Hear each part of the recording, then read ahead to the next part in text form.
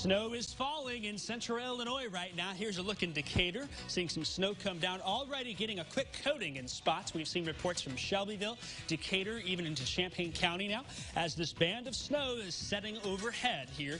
We think that with this upper level energy coming in here, it's helping to really get that snow band to develop, so we may end up exceeding the forecast accumulations for some areas tonight.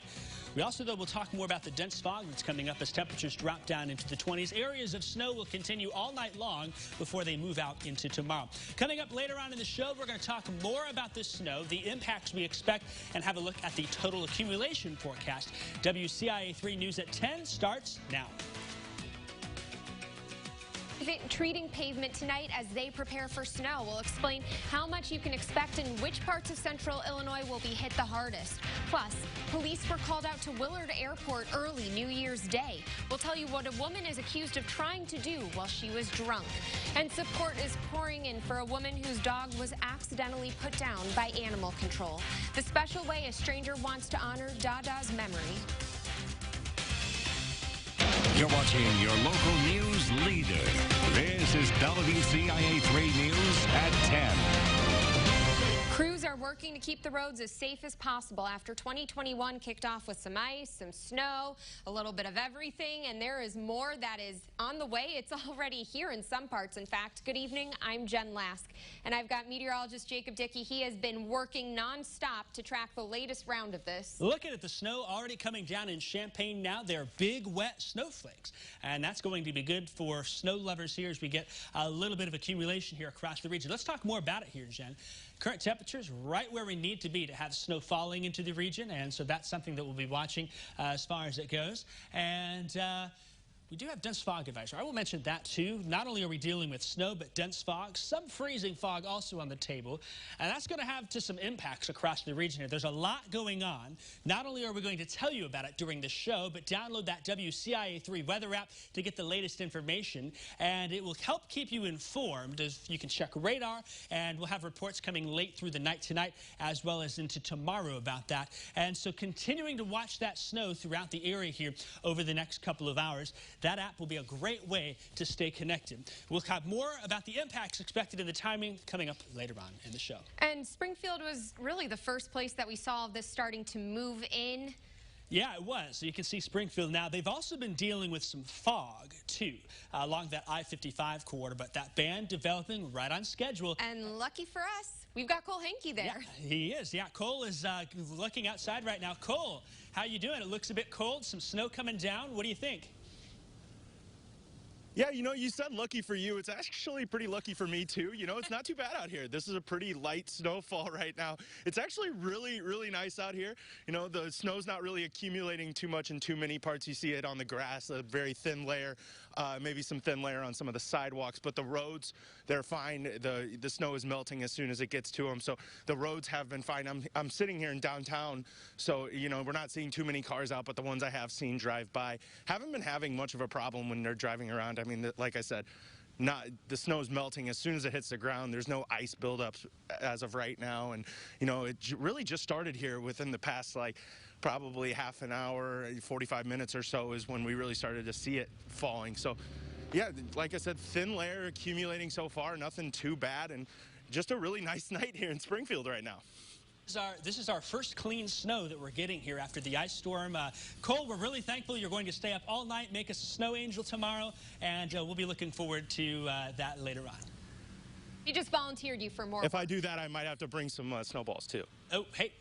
Yeah, if I'm staying up all night, I might be bringing you a few snowballs, Jacob. Hey, I imagine a number of folks probably will. Jamie Mays has already got one with her name on it for me tomorrow. So we'll be watching the snow through the night tonight and into tomorrow. Thanks, Cole. All right, thank you, Cole. And as temperatures drop, some people are going to be looking for a safe place to escape the cold. Shelters have had to take extra measures to keep the people they serve safe, and Jamie Mays has more on that. CU at Home's executive director says both their men and women's overnight shelters are open and helping people stay warm, but they're operating a lot differently. The men's shelter has been running since October of 2019. They have also been partnering with Austin's Place, the winter women's shelter. Due to the pandemic, they decided to keep those shelters open year-round. Workers are taking several precautions to keep people safe. I think the main focus for us is, keeping masks sanitized, keeping surfaces sanitized, spreading folks out, always having masks available, monitoring our folks and seeing if there are signs and symptoms, and staying in constant contact with public health. The numbers usually increase in December and January and then plateau, but they're prepared to accommodate more people who need help. The executive director says there have been challenges, but they've been able to work through them with the community support. In Champaign, Jamie Mays, WCIA3, your local news leader. And here's one way you can help. See You at Home will have their One Winter Night Community Awareness event on Friday, February 5th. Money raised helps bring in about 50% of their budget and supports all of their operations. For the latest weather alerts and updates on road conditions, outages, and shelter hours, download our free app. Now to an update. After Champaign County Animal Control accidentally euthanized a dog whose owner was set to pick up the dog. Now, Champaign County Board Chair is speaking out, and I've got WCIA3's Jared Farmer here with us in the studio. And Jared, tell us a bit about what he's been saying. Well, Jen, the county board's chair, Kyle Patterson, is calling for an investigation into animal control and a change in leadership. Some are skeptical about what a county board-led investigation will accomplish, while others are finding ways to show their support for Monica Lopez in her time of need. Animal control impounded Monica Lopez's dog, Dada, on December 18th. Lopez called in looking for her dog a few days later. The facility promised to hold the dog for an extra 4 days over the holiday vacation, but somehow that message didn't get put through, and the dog was put down. In a press release on Saturday, the Champaign County Board Chair, Kyle Patterson, said he called for an investigation into the matter on New Year's Eve and an increase in the board's oversight from the department. However, some around town are still frustrated over the incident in the first place. John Bambanek says this was a failure on the part of the entire county government. I mean, frankly, it's just mind-boggling, the level of mistakes that kind of led up to this kind of outcome. The owner did everything right, and for whatever reason, county government it couldn't stop from euthanizing a dog. Patterson said in his release that to this date, he has not received an adequate explanation as to how this happened. He says he will ensure the county board examines the policies for animal control and explore options for reform. As the county board continues to look into the matter, some have gone out of their way to show compassion for Lopez. Jonathan Johnston stopped by WCIA to pass along a canvas he had a friend of his paint for Lopez to keep. Johnston previously lost one of his cats after it was euthanized by animal control years ago. We felt like it was necessary so she has some kind of memory of her dog, because I know it was a tragic one and we wanted to make it better for her and lighten her days up. He says he wanted to give this to Lopez to let her know there are others in the community supporting her. Patterson says the county will take every available action to make sure this type of incident doesn't happen again. Lopez says thank you to the artist who took time to make this canvas, and I was just in contact with her. She says she's looking forward to picking this up on Monday. It's beautiful. It's a wonderful tribute. It is. All right. Well, I loved hearing that story tonight, that painting, that gift. Thank you so much, Jared, for sharing that with us. Illinois State Police are investigating after a Coles County correctional officer was accused of sexual misconduct involving a female inmate. The sheriff's office said it was made aware of allegations against Anthony Golding this past Tuesday and turned over the investigation to state police. The sheriff's office placed Golding on administrative leave. Golding was arrested for 2 counts of custodial sexual misconduct on Thursday. A Champaign woman faces multiple charges after police say she repeatedly rammed her car into a security fence at Willard Airport. 37-year-old Heidi Burns was arrested at 2:30 a.m. New Year's Day. Burns was seen ramming the fence as she was trying to get off the property and called UI police. They stopped her at a gas station and found open alcohol, pot, and MDMA pills. You know, it's really dangerous anytime we have someone in an area where they can have access to, the Willard Airport runways. So I think that's something that the airport takes very seriously. it's something I don't know that it's something that we have to look into, because it's something, that's an ongoing concern at any airport, not just Willard Airport.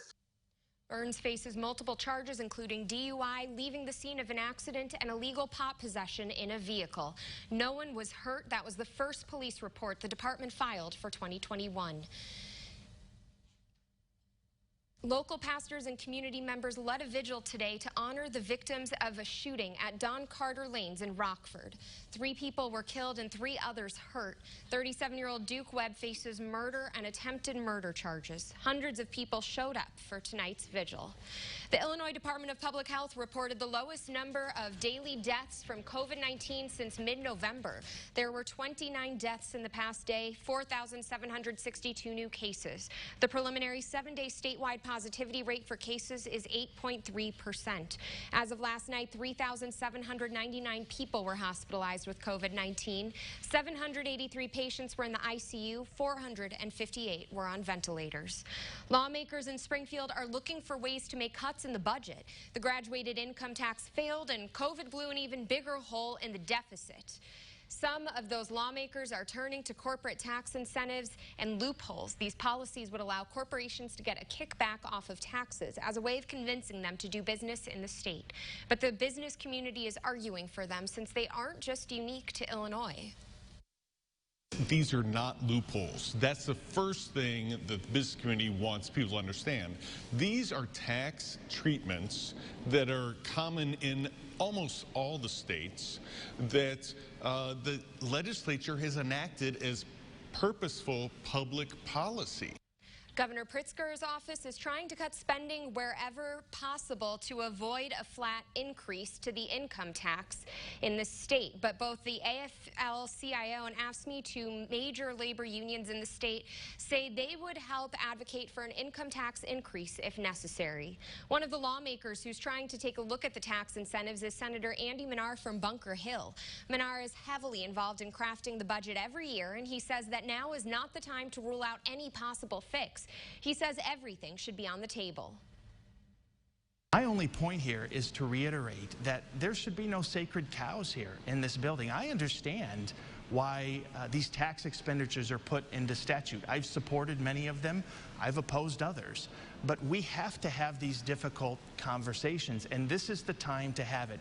Lawmakers will return to Springfield next weekend for a lame duck session starting January 8th. Manar says the legislature will look at some serious questions about cutting down the budget starting then. And before that, we still have to get through all this snow first. Yeah, it's a good sticking snow coming out there across the region. We can see on our Max 2, please. We will see the camera showing some of the snow falling in Mattoon right now. We're going to talk more about the snow coming up after this.